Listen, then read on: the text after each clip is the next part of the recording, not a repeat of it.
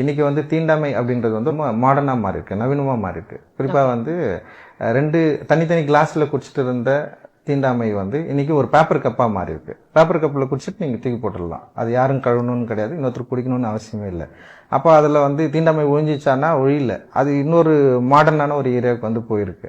அப்போ இது என்னன்னா நமக்குள்ள இருக்கிற இப்ப நம்ம இருக்கிற அந்த இன்இக்வாலிட்டி வந்து இதுல சில பேரை பத்தி யோசிக்கிறாங்க. இதுல நான் பேசுறது வந்து சில பேர் தப்புன்னு சொல்லலாம், சிலது வந்து இது கரெக்ட்னு சொல்லலாம், இல்ல நீங்க இப்படி பேசக்கூடாதுன்னு சொல்லலாம், இந்த லாங்குவேஜ்ல தான் நீங்க பேசணும்னு சொல்லலாம். ஆனா அதை பத்திலாம் எனக்கு கவலையே கிடையாது. எனக்கு இந்த ஸ்பேஸ்ல நான் பேசணும், அதுக்கான வாய்ப்பை நான் உருவாக்கி இருக்கிறேன். அந்த ஸ்பேஸை நான் பேசிதான் ஆவேன். இதனால சில பேருடைய மனக்குமுறல் இல்ல மனக்கவலைகள் பத்தியோ இல்ல மன கஷ்டங்களை பத்தியோ எனக்கு எந்த கவலையுமே கிடையாது.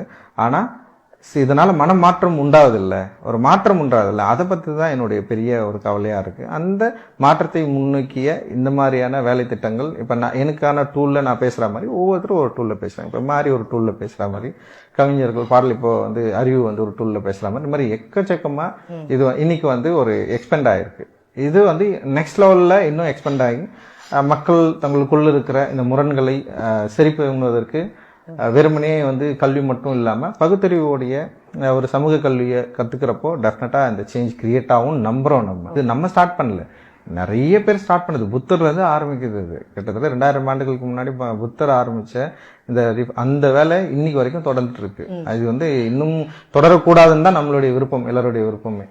அவங்களுக்கு ஒரு டூல் கிடைக்குது, அந்த டூல் வழியா அவங்க வந்து பேசுறாங்க, அவங்க வந்து அதை எக்ஸ்பிரஸ் பண்றாங்க. இப்போ இது அடுத்த ஜென்ரேஷனுக்கு வந்து இப்போ ஒரு மாடர்னான இப்ப இருக்கிற ஒரு டிஜிட்டல் யுகத்துக்கு வந்து நம்ம சேர்ந்துருக்கிறோம். இப்ப நான் ஒரு கருத்தின் அடிப்படையில் செயல்படுறேன். அப்படி இருக்கிறப்போ வந்து இதுக்கப்புறம் பின்னாடி வரப்போ மாரி செல்வராஜோடைய கருத்தும் ஒன்று சேர்றப்போ தான் நம்ம ஒன்று சேர்றோம். சினிமா தான் எங்களை ஒன்று சேர்த்ததுன்னு கூட சொல்லலாம். சினிமா பிளஸ் வந்து என்ன திரையில நம்ம என்ன கருத்து சொல்ல போறோம், இதுதான் வந்து 2 பேருக்குமான உறவு அப்படின்னு நான் நினைக்கிறேன். இதுல இருந்து தான் எல்லா அன்பும் எல்லாமே வந்து உருவாகுது. இதுதான் வந்து எல்லாத்தையும் வந்து தீர்மானிக்குது அப்படின்னு நான் நினைக்கிறேன், தீர்மானிச்சதுன்னு நினைக்கிறேன். நான் வந்து எப்படின்னா ஆக்டர்ஸை நான் முதல்ல தேர்ந்தெடுக்கிறப்பவே சரியான ஆக்டர்ஸை தேர்ந்தெடுக்கணும்னு நான் நினைப்பேன். நான் அது யாரா இருந்தாலும் வந்து இப்போ வந்து நான் வந்து நடிப்பு சொல்லி கொடுக்க கூடாதுன்னு நான் ரொம்ப கவனமா இருக்கிறேன். ஏன் சினிமாவுக்கு நம்ம வந்து என்ன வேணா கத்துக்கலாம். சினிமாவை நம்ம வந்து ஸ்கூலுக்கு போற மாதிரி தான். ஒரு ஸ்கூலுக்கு போய் அந்த ஸ்கூல் அட்மாஸ்பியருக்கு நம்ம செட் ஆகும். போகும்போது நம்ம நார்மலா தான் போவோம். போனதுக்கு அப்புறம் நம்ம அந்த ஸ்கூலோட விதிகளுக்கு உட்பட்டு வேற ஒரு மாணவனாக வாய்ப்பு இருக்கு.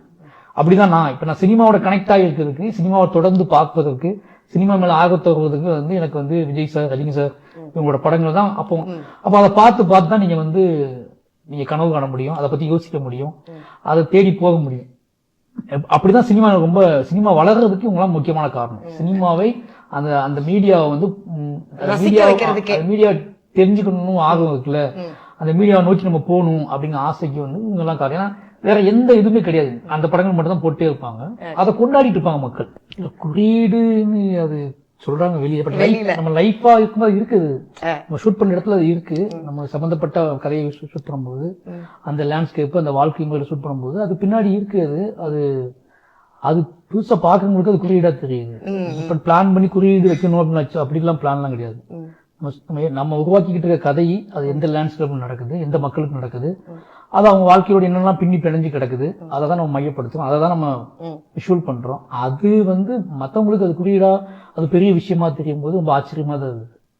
அவ்வளவு பெருசா இல்ல, அவங்க நமக்கு என்ன நம்ம கதையை என்ன எப்படி சொல்ல வரணும்னு இருக்குல்ல, நமக்கு இவ்வளவு யோசிக்கல. பட் இந்த கதையை இப்படிதான் சொல்லணும்னு நமக்கு தெரியும்.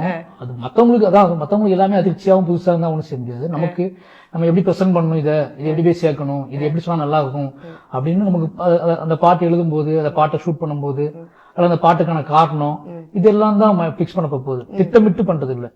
இது வந்து கரெக்டா கொண்டு போய் சேர்க்கணும், இதோட எமோஷனல் கொஞ்சம் கூட மிஸ் ஆயிடக்கூடாது, இது என்னவா இதை நம்ம உருவாக்கணுமோ அந்த எமோஷனல் அப்படியே போய் சேரணும் அப்படின்னா நம்ம அதுக்கு பிளான் பண்ணுவோம், அதுக்கு யோசிப்போம். அதுவும் கிரியேட்டரா யோசிக்கிறது தான்.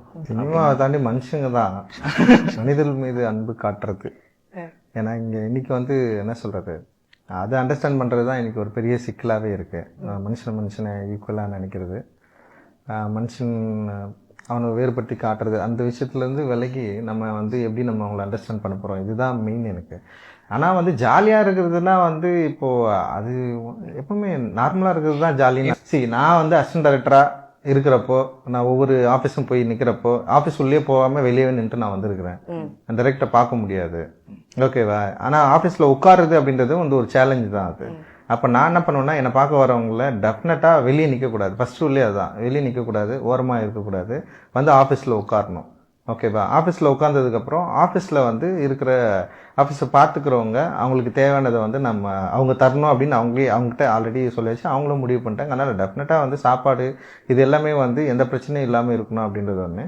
இன்னொன்று வந்து என்னன்னா, அவங்க வேலை கேட்க தானே வராங்க, வேற எதுவும் கேட்க வரல. அதனால் வேலை கேட்க வரவங்களுக்கான கரெக்டான ஒரு தேவையை நம்ம அந்த ட்ரீட்மெண்ட் பண்ணி நம்ம அனுப்பணும் அப்படின்னு நம்ம நினைக்கிறோம்.